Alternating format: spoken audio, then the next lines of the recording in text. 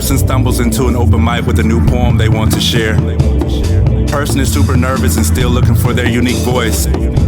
Person performs poem and enjoys the feeling of being on stage. Person performs a few more times and gets good feedback from the crowd. Host of struggling event sees this person, asks them to do a feature set. Person is shocked. Person has never been paid to perform before. Person doesn't even consider themselves a poet yet. Person has no idea what a feature is, but agrees without any questions. Person scrambles to figure out what poems to perform during set. Person sees their face on the flyer. Person sees the flyer online. Person sees the likes under the flyer. Person imagines that these people will show up to the feature set. Person imagines the crowd and person imagines their response. Person arrives to the venue too nervous to hear the other poems. Never realized the butterflies in the stomach could be so loud.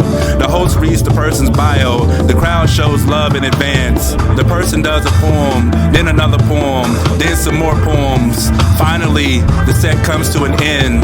Person feels relieved to get over the nervousness that had been building up. Person looks up at the crowd, takes in the moment for a few seconds. In the few seconds between the last poem and reaching their seat, the ego slides into the room. Ego tells the person, we done made it now. The person still hasn't found their unique voice. Person is no longer a person. Person is now a featured poet. The ego is proof. The ego is the proof. Featured poet stops signing the open mic list. Ego is too big to be held by a list. Featured poet shows up halfway through the event, but yo, give me a good spot. Featured poet don't even get nervous on stage no more. Featured poets say they so tired of you requesting that poem. Featured poet does the poem anyway, since y'all asked.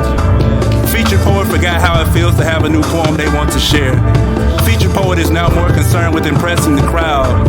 Featured poet is now more concerned with you capturing the right angles. Featured poet needs to get the follower count up to feel relevant out here. Featured poet begins to sound formulaic.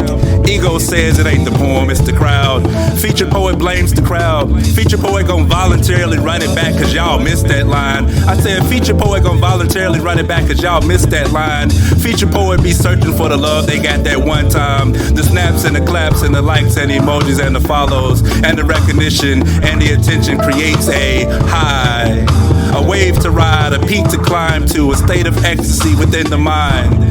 Featured poet takes that high all the way home. Shares the high with the ego. Shares the high with the ego cause ain't nobody else gonna feel it like I feel it, you know. And I want to feel that high as often as possible to the point that it's only about that high. Featured poet can't seem to hit that high like they used to. Featured poet enjoys poetry but ain't in love with it no more. The ego tells the poet to be bitter towards the scene instead of looking inward. Featured poet stops performing. Featured poet can't find the person they used to be.